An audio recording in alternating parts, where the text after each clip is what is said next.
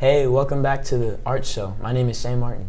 And my name is Andrew Ingram. Let's get arted.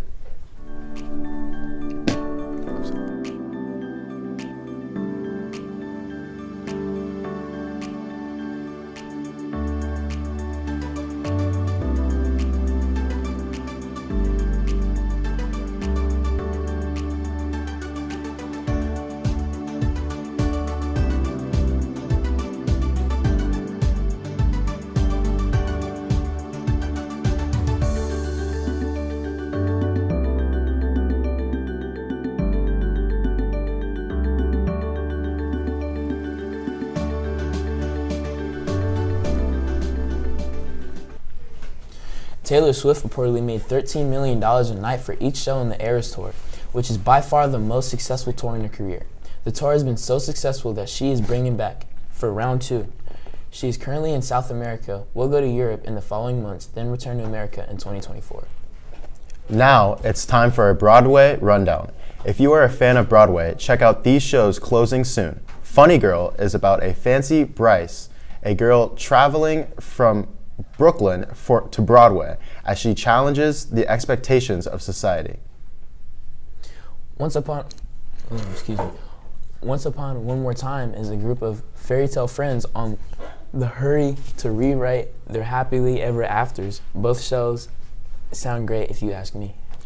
If these shows interest you, be sure to see them before September 3rd.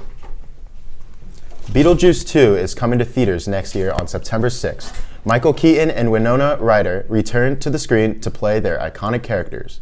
Beetlejuice himself and Lydia Dietz, Jenna Ortega, joins them to play Lydia's daughter. We will share as more news about this icon comes in, or film. Part 2 of Mission Impossible Dead Reckoning releases June 28th. After a ruthless cliffhanger from Part 1, fans of the franchise cannot wait until it's released. Hopefully everything ends up well for the team. Earlier this year, the much-anticipated Barbie movie starring Margaret Robbie as Barbie came out, and it was a huge success. Having the Barbie movie and Oppenheimer come out at the same time sparked internet meme that made Barbenheimer. This is actually called counter-programming, which is a marketing strategy in which two totally opposite movies are released on the same day. Sydney, Morgan, and Blake took a deeper look. Hey Pioneers, today we're going to be looking into the recent Barbenheimer trend. Barbenheimer is an internet phenomenon that began on social media before the simultaneous theatrical release of two blockbuster films, Barbie and Oppenheimer. Barbenheimer brought in over $2 billion with combined global box office. The release of the two movies created a trend where mainly young adults dressed up to see Barbie and then watch Oppenheimer directly after. Greta Gerwig's Barbie depicts Barbie living her perfect everyday life until she begins to question things Barbie should never question. She must go into the real world to fix her crisis only to realize the many problems in the real world.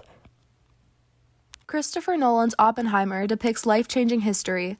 During World War II, Lieutenant General Leslie Groves Jr. appoints physicist J. Robert Oppenheimer to work on the top-secret Manhattan Project.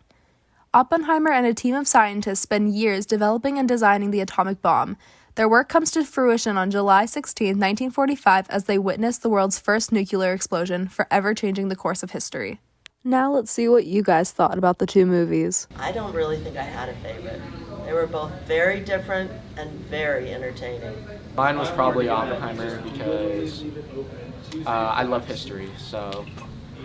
Barbie because they talked a lot about women and women empowerment. My favorite part from Barbie was when Ken was being awkward and flexing his muscles, and from Oppenheimer, I think my favorite part was the explosion and everyone watching that.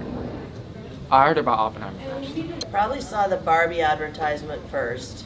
I heard of Barbie first, obviously, from like TikTok and social media.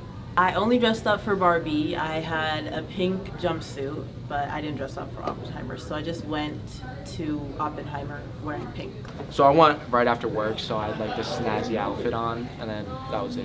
Thank you so much for watching, and now back to the news desk. In other art news, there is a writer and actor strike in Hollywood right now. The strike has been ongoing for over 100 days, and there seems to be no end in sight. The writers are striking because of ongoing labor disputes, low pay, and poor working conditions. actors are striking because of the regulating use of artificial intelligence.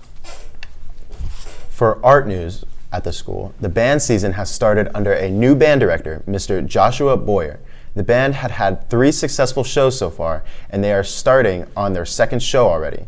Tune in next week for an interview with Mr. Boyer. The orchestra is preparing for their first concert of the 2023 to 2024 school year.